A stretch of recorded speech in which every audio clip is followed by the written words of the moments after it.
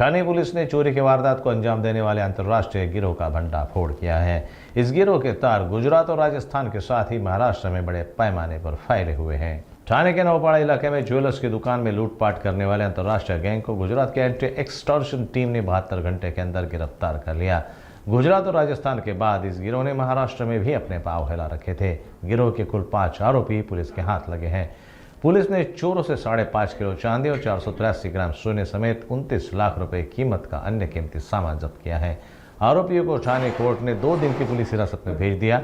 इतने बड़े पैमाने पर कीमती सामान जब्त होने पर पुलिस ने बड़े रैकेट की संभावना जताई है।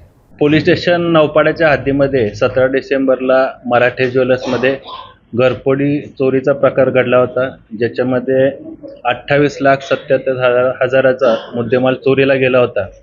त्या नौपाड्याच्या गुन्ह्यामध्ये गुन्हे शाखेचे खंडणीविरोधी पथकाचे प्रमुख ACP शेखर बागडे, त्याचबरोबर ACP डिटेक्शन 2 श्री डोंगरे, खंडणीविरोधी पथकाचे अधिकारी, मध्यवर्ती कक्षाचे आमचे अधिकारी PI Shinde, PI Narendra Pawar, API Sunil Taramale, API Shrikrishna गोरे, API Bhushan Kapadnis, PSI Vijay Rathod, PSI Tawde आणि PSI दीपक पाटील आणि त्यांचे सर्व सहकारी पोलीस अंमलदार यांनी सदर गुन्ह्याचा समांतर तपास करून त्यामध्ये अद्याप 5 संशयित आरोपींना अटक करण्यात आलेली आहे आणि त्या आरोपींकडून 483 ग्राम वजनाचे सोन्याचे दागिने, त्याचबरोबर 5.5 किलो चांदीचे दागिने आणि मोबाईल व इतर मुद्देमाल असा जवळपास 29,15,340 रुपयाचा मुद्देमाल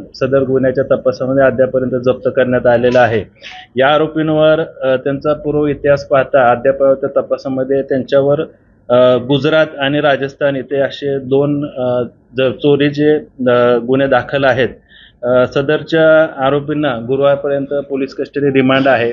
या गुन्ह्यामध्ये अजून या आरोपींनी अशा प्रकारचे गुन्हे पोलीस ठाण्याच्या आयुक्तालयाच्या हद्दीत किंवा महाराष्ट्रात, राज्यामध्ये, देशामध्ये इतर ठिकाणी केले आहेत का, त्या अनुषंगाने देखील आमचा तपास सुरू आहे।